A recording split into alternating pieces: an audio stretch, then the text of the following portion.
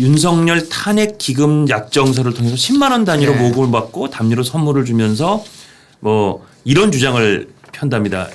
그러니까 100일 총력 투쟁, 윤석열 대통령을 탄핵하는 100일 총력 투쟁을 하면서 거액을 모금한다. 그러면서 하는 주장이 정기국회인 9월 2일부터 100일 안에 일본 밀정인 윤석열을 탄핵하고 용산 총독부를 폐지하자. 그러니까 이것도 결국은 대통령 탄핵을 이라는 거를 가기 위한 이 군불로서 소위 친일 프레임을 활용하는 게 뭔가 소위 민간 분야에서도 이런 거를 떼고 있구나. 이게 결국은 이 독도 지우기라든지 이런 친일 프레임을 자꾸 하는 게 이게 탄핵으로 관련한 소독으로 네. 활용하는 건가? 그런 생각이 들어서 한번 여쭤보고 있습니다. 어떻게 보시는지. 일단은 뭐 문재인 정부 때는 제가 문재인 5년 동안을 총체적으로 단 몇 마디로 요약을 하면 딱 목표가 있었어요. 첫 번째 목표가 뭐냐면 한마디로 해서 체제 변혁입니다. 체제 변혁. 네, 저는 그래서 자유민주주의 체제를 어떻든 형태든 간에 그래서 뭐 민주주의 얘기가 나오지 않습니까? 예. 체제 변혁의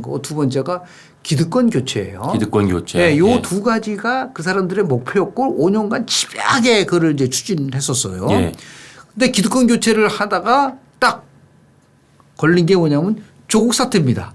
이 조국 사태가 오면서 이거 완전히 내로남불에다가 완전히 기득권은 누구냐면 조국인 거예요. 그 당시만 보더라도. 그렇죠. 예. 그때 광화문 집회 개천절날 100만 명 이상이 이 모임 기억이 나시잖아요. 맞습니다. 2019년도에 이 맞습니다. 광화문을 꽉 채웠고 그러다 보니까 서초동에 가가지고 조국 수호 그 집회를 열었었지 않습니까? 맞습니다. 예, 예. 그거를 주도했던 사람이 누굽니까? 김민웅이에요. 김민석의 형입니다. 김민석 최고위원의 지금 민주당 수석 최고위원의 김민석 최고위원의 친형입니다. 예.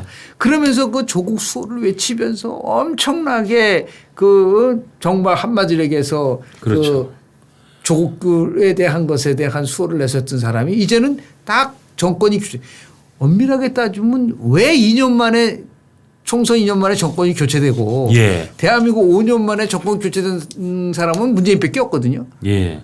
그 원인을 찾아보면 국민들이 판단했을 때 저건 해도 너무하구나. 어떻게 법원 앞에 가가지고 조국 수호 그거를 외치고 있겠습니까? 그런데 이제 와서는 딱 목표는 하나예요. 빨리 조기에 대선을 치러서 예. 이재명 대표를 대통령 만드는다는 거 이외에는 아무것도 없는 거예요.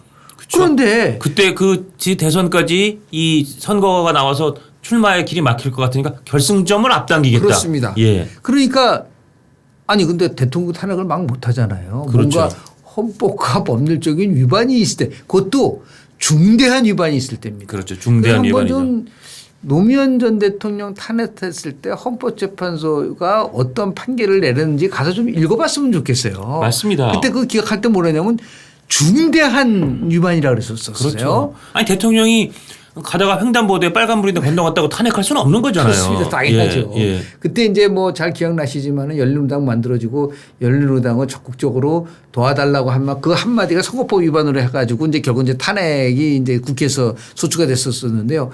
마찬가지죠. 뭔가 결정적인 걸 잡아야겠다라고 생각하니까 지금 최상병 특검도 진실을 밝히려고 그런 것이 아니라 그러니까요. 이걸 예. 통해서 대통령이 법을 위반했다는 것을 끌어내기 위해서 첫 번째 두 번째에서 끊임없이 이걸 하고 있는 거라고 볼 수밖에 없는 거고요. 예. 그리고 지금 촛불혁명도 그런 일환 속에서 윤석열 대통령 탄핵에 관련된 분위기를 막 이끌어가고 이렇게 하는 거고 되는 거 같지 않습니까? 예. 그런데 뭐 윤석열 탄핵 기금 조성하는데 5억을 모으겠다고 얘기를 할 정도로 예.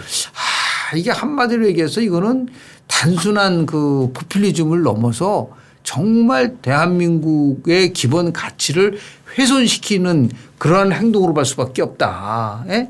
그렇게 해서 이걸 어떻게든 간에 좀 뭔가 그러다 보면 이제 또 반대로 이 부분에 대한 또 그 집회가 나올 수밖에 없죠. 그렇죠. 그렇지 않겠습니까? 예. 그러면 양극단의 정치가 가고 또 결국 우리나라는 대한민국은 더 두동강이 찢어지고. 나고 예. 그런데 이 민주당은 그게 집권에 좋은 환경이라고 생각하는 것 같아요.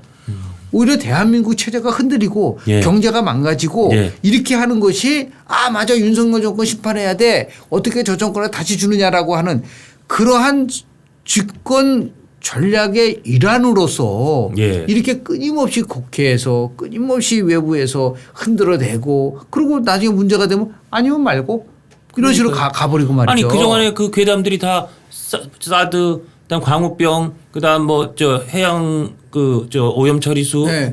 그거 다 아님 말고 했잖아요. 그렇습니다. 결국 아니었는데 그리고 잠깐 말씀하신 그 이제 김민웅 그 네네. 당시 경희대 미래문명 교수였던데 이 김민웅 대표가 이런 이력이 있다는 거 한 밝혀드려야 될 것 같습니다. 네네 맞습니다. 예. 고 박원순 서울시장 성추행 기억나시죠? 그래서 맞습니다. 박원순 전 시장 당시 시장이 극단적 선택으로까지 치달았던 그 사건 때 피해자의 신생을 공개했던 논란이 됐고 그 관련 특례법 비밀 준수 등의 혐의를 위반한 거로 기소돼서 집행유예 1년, 징역 6개월, 집행유예 1년을 선고받기도 했었고 그다음에 추미애 전 법무장관과 이 김 전 교수가 대담한 추미애 깃발이라는 책을 출간하기도 했던 분이 그런 사람이다. 당시 박원순 전 시장이 굉장히 큰 잘못을 부적절한 범죄를 저질렀는데 그 피해자를 보호하기는커녕 오히려 피해자 신상을 공개하고 했던 그러니까 이 김민웅이라는 분은 자기 진영이 자기가 뭔가 지원하고 싶고 자기가 추앙하고 싶고 숭배하고 싶고 도와주고 싶은 사람이 있으면 이런저런 법적인 그 규제라든지 넘어서는 안 될 선 같은 거는 개의치 않는 스타일인 것 같아요. 그리고 싸가지가 없다는 거예요. 예를 들어 딴 예. 것도 아니고 진보가 자기네가 진보 세력이 진보인데 그렇습니다. 예. 진보는 제가 말씀드렸지만은 세 가지의 가치를 전 세계 진보들이 지키려고 해요. 제일 첫 번째 인권입니다. 그렇죠. 인권은 사실은 진보 쪽에다 진보 쪽에서 예. 가져갔었어요. 그런데 문재인 전 대통령 뭐 인권 대통령이라고 하면서 서해에서 우리 공무원이 피살되는데도 불구하고 입 딱 다물고 맞습니다. 그렇지 않습니까? 그리고 우리 넘어온 그때 북한 부려버리고 선언들을 말이죠. 사실상 그냥 희생의 제물로 써버린 거죠. 그냥 사주로 그냥 몰아넣은 거 아닙니까? 아 그때 그 동영상 보셨지 않습니까? 막 안 넘어가려고 막 하시는 그 예, 모습 예. 뭐 그런 사람들이 인권을 내세우고 있어요. 진보라고. 두 번째 진보가 내세우는 것 중에서 세계적으로 가장 많이 하는 게 반핵입니다. 반핵. 예. 이거는 뭐 재앙이잖아요. 예. 아니 진보 세력들이 북한의 핵 문제와 관련해서 한마디 한 적이 있나요?